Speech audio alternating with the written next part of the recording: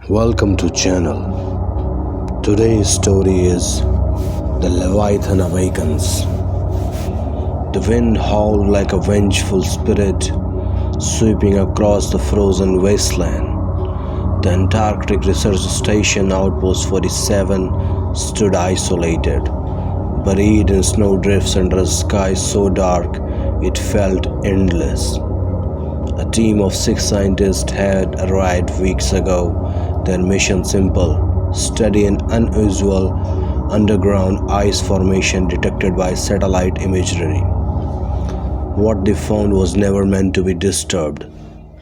Neil Carter, the geologist, stared into the deep fissure they had uncovered, a gaping wound in ice. "They shouldn't be here," he murmured, adjusting his frostbitten gloves. The cavern stretched far beneath the surface, its walls unnaturally smooth, as if carved by something other than natural forces. Dr. Emily Grant, the biologist, clutched her sample kit, her voice shaking. "The ice contains organic material, cells that belongs to no known species." But Dr. Raj Malhotra, the expedition leader, was blinded by ambition.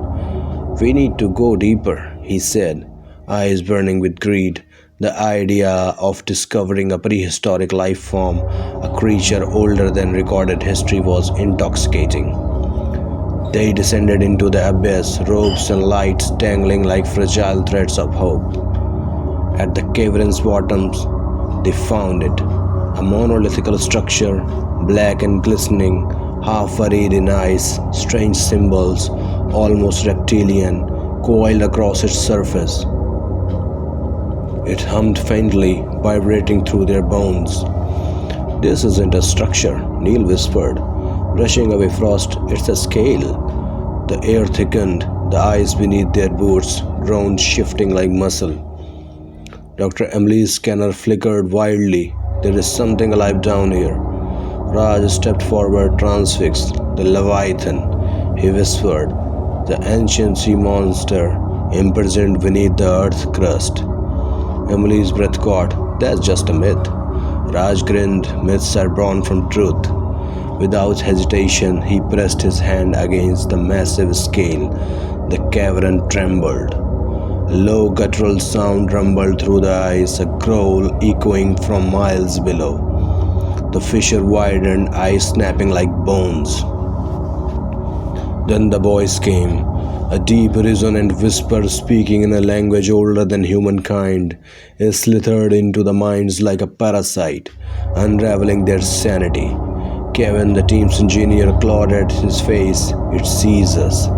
He shrieked, blood dripping from his eyes. "It sees us!" He fell to his knees, spasming, his body contorting unnaturally, his jaw stretched open, impossibly wide as he let out a guttured wail before collapsing lifeless. The ice shifted again, and through the widening crack, they saw it. A colossal eye, the people, an endless void, stared back at them. The Leviathan, the creature that, according to legend, God himself had chained beneath the world. It has been dreaming, now it was awake. Raj fell to his knees, laughing. "We have freed it. We will be its prophets." Emily yanked Neil's arms. "We need to get out of here." But it was too late. The cavern walls pushed like living flesh, and tendrils of shadowy ice slithered toward them. The creature's presence bled into their minds, twisting their memories, turning fear into madness. Neil's vision blurred. He saw his mother, long dead, beckoning him from the ice. Emily saw herself staring back with black, empty eyes. Raj stood motionless, tears freezing on his face. He whispered to the creature, promising loyalty, begging for power. And the Leviathan answered.